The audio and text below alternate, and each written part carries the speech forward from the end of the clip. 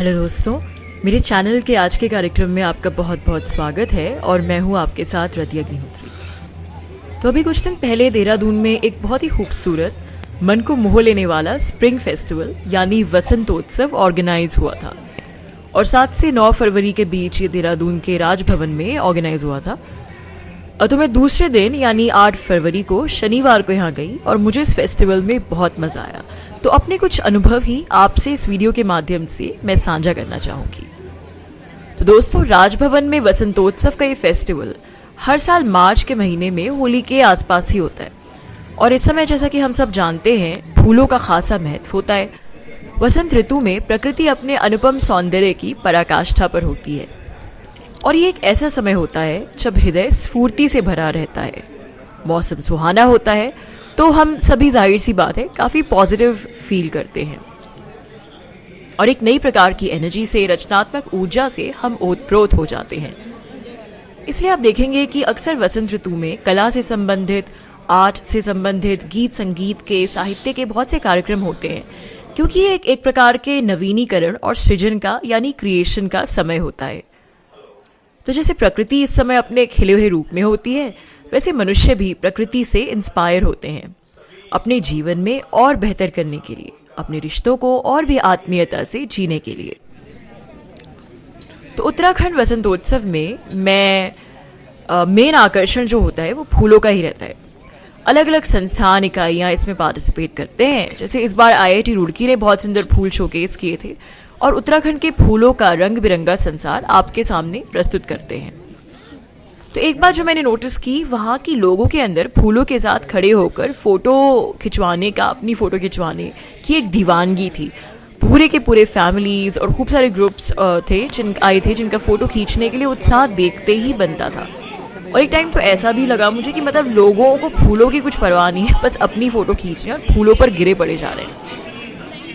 शायद इसमें से कुछ क्राउड सोशल मीडिया इन्फ्लुएंसर्स का भी हो, जाहिर सी बात है, लेकिन काफ़ी सारे लोग फूलों के पास अपनी फोटोग्राफी करने को लेकर एक जनरल पब्लिक भी बहुत थी जो बहुत उत्सुक थे।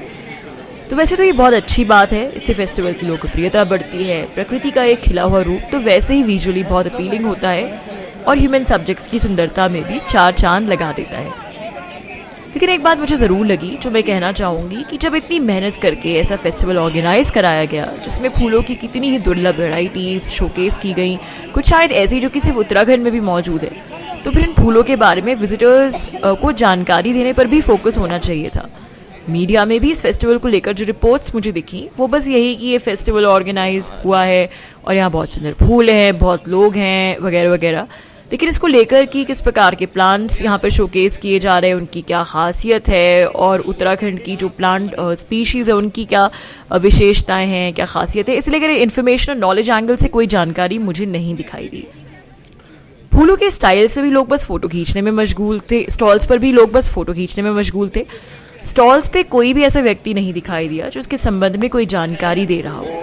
तो मुझे लगा कि ये एक ऐसा पहलू है जिस पर फेस्टिवल के आयोजक थोड़ा विचार करके इसमें सुधार ला सकते हैं। अगर उत्तराखंड के फूलों के इस महोत्सव में कुछ क्यूरेटेड म्यूजियम टूर वाला अनुभव हो तो मज़ा ही आ जाए और इस फेस्टिवल की पॉपुलैरिटी और महत्व दोनों में और भी 4 चांद लग जाए।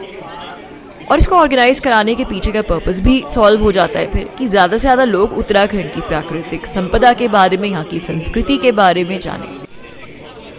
वसंतोत्सव में मेडिसिनल प्लांट्स को लेकर भी एक अलग सेक्शन था पूरा, जिसमें इन प्लांट्स के नाम वगैरह तो दिए गए थे, लेकिन यहाँ भी मुझे कोई ऐसा प्रावधान नहीं दिखा कि इन प्लांट्स के बारे में हमें जानकारी मिले। तो बहरहाल मैं यहाँ करीब शनिवार को सुबह 11 बजे पहुँची, तो इस समय तो इतने लोग नहीं थे, लेकिन घंटे भर में ही अच्छी खासी भीड़ हो गई और बहुत से दिलचस्प फोक परफॉर्मेंसेस भी हुए। उत्तराखंड के पारंपरिक नृत्य परफॉर्मेंसेस, एक्रोबैटिक परफॉर्मेंसेस टाइप के भी हुए और चूँकि ये खुले मैदान में हुए तो अच्छी खासी भीड़ इकट्ठी हो गई। तो मेरा ओवरऑल अनुभव बहुत अच्छा रहा। फेस्टिवल में बहुत मज़ा तो आया, बहुत ही अच्छे ढंग से भी आयोजित किया गया था और बुज़ुर्ग लोगों के लिए खास करके, जो ठीक से, ऐसे बुज़ुर्गों के लिए जो कि ठीक से चल फिर नहीं सकते, व्हीलचेयर गाइडेड टूर की भी सुविधा थी। तो मैंने बहुत से बुज़ुर्गों को इस प्रकार से यहाँ घूमते हुए देखा, इस सुविधा का लाभ उठाते हैं। तो ये वसंतोत्सव की टाइमिंग का, जैसे कि मैंने कहा, खासा महत्व है क्योंकि एक ऐसे समय पर आता है जब होली आने वाली होती है और उत्तराखंड का पारंपरिक फूलों का त्यौहार फूलदेई भी आसपास ही होता है। तो बहुत सुंदर आयोजन। लेकिन एक बार मैं फिर कहना चाहूँगी कि उत्तराखंड की प्राकृतिक संपदा और संस्कृति के बारे में विजिटर्स को जागरूक करने की दिशा में मुझे लगता है इस फेस्टिवल को और ज़्यादा प्रयास करना चाहिए। तो दोस्तों आज के लिए बस इतना ही। अगर आपको कंटेंट पसंद आए, वीडियो पसंद आए तो लाइक ज़रूर करिए, और इतनी जो मेहनत मैं कर रही हूँ उसको मुझे कुछ प्रोत्साहन देने के लिए, इस कंटेंट को प्रोत्साहन देने के लिए चैनल को सब्सक्राइब भी करिए। तो दोस्तों आज के लिए इतना ही। धन्यवाद। Thank you so much for listening. Bye for now.